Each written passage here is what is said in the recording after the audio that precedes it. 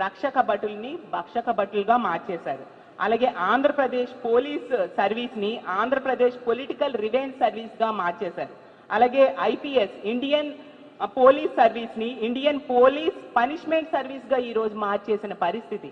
Actual గా దేశమంతా ఈ బిఎన్ఎస్ యాక్ట్ ని భారతీయ న్యాయ సంహిత చట్టాన్ని ప్రజల కోసం వాడితే వీళ్ళేంటంటే బిఎన్ఎస్ యాక్ట్ ని మన ఆంధ్రప్రదేశ్ రాష్ట్రంలోని బాబు రాజకీయ న్యాయ సంహిత యాక్ట్ కింద మార్చేశారు. ఎంత దురదృష్టకరమైన పరిస్థితులు ఉన్నాయో అర్థం చేసుకోవచ్చు.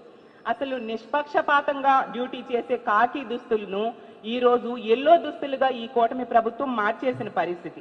ఈ మూడు సింహాలు బెల్ట్ పెట్టుకున్న పోలీసుల్ని మూడు పార్టీలకి తొత్తులుగా మార్చేయడమే కాకుండా వాళ్ళ చేతుల్లో కీలు బొమ్మలుగా పోలీసుల్ని మార్చేసిన పరిస్థితి మనం చూస్తూ ఉన్నాం. యాక్చువల్ గా ధర్మానికి ప్రతీక అశోక చక్రం. అలాంటి అశోక చక్రాన్ని ధరించిన పోలీసుల్ని అధర్మానికి ప్రతీకగా ఈ కూటమిలో ఉన్న నాయకులు మార్చేశారు. ఎంత దారుణమైన పరిస్థితిలో మనం అర్థం చేసుకోవచ్చు. ఇంత దుస్థితిని ఇంత ఘోరమైన పరిస్థితిని కల్పించిన పాపం మాత్రం ఈ రాష్ట్ర అధినాయకత్వాన్ని కూటమిలోని నాయకులకే చెల్లుతుందని తెలియజేస్తూ ఉన్నాను. చూసాం కొద్ది రోజుల క్రితం చంద్రబాబు నాయుడు గారు కలెక్టర్ల కాన్ఫరెన్స్ లో కూడా చెప్పడం జరిగింది. తన సొంత సర్వేలో కూడా ప్రజలు ఇచ్చిన నివేదికలో పోలీస్ శాఖ ఎంతగా దిగజారిపోయిందో 20 స్థానాలు ఒక్కొక్క శాఖలు పెట్టుకొని వేస్తే అందులో 20వ స్థానానికి పోలీస్ శాఖ దిగజారిపోయిన పరిస్థితి మనం చూసాము. ఎంత ఘోరంగా వీళ్ళు పాలనలో ఫెయిల్ అయ్యారు అనడానికి కొన్ని ఉదాహరణలు చెప్తున్నాను. మహిళలపై అరాచకాలు నియంత్రించడంలో ఫెయిల్ అయ్యారు. అలాగే చిన్నారులపై అఘాయిత్యాలు నియంత్రించడంలో ఫెయిల్ అవడం జరిగింది.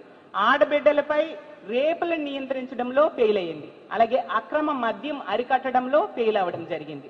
అలాగే బెల్ షాప్స్ ని అరికట్టడంలో ఫెయిల్ అవ్వడమే కాకుండా ఈరోజు చూసుకుంటే డ్రగ్స్ అరికట్టడంలో కూడా ఫెయిల్ అవ్వడం జరిగింది. అలాగే గంజాయి వెచ్చలివిడిగా పారుతూ ఉండే పరిస్థితి ఈ రాష్ట్రంలో.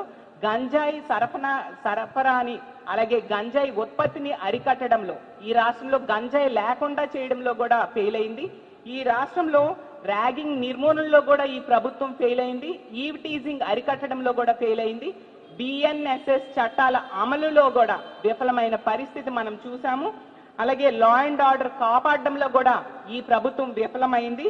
అలాగే పోలీస్ శాఖలో రిఫార్మ్స్ తేవడంలో కూడా ఫెయిల్ అయిన పరిస్థితి. పోలీస్ శాఖని ఇతర శాఖలతో కోఆర్డినేషన్ చేయడంలో కూడా ఫెయిల్ అయింది. ప్రజలకు సత్వర న్యాయం అందించడంలో కూడా ఫెయిల్ అయిన పరిస్థితి మనం చూసాము. ఈ ప్రతిపక్షాలను వేధించడమే కాకుండా ఈ పోలీసులతో వాళ్ళ డిపార్ట్మెంట్ లో ఉన్న ఆఫీసర్స్ ని కూడా వేధించుకునే పరిస్థితిని ఈ కూటమి ప్రభుత్వం ఈ రోజు కల్పించింది. అంటే ఎంత సిగ్గుచేటో అర్థం చేసుకోవచ్చు.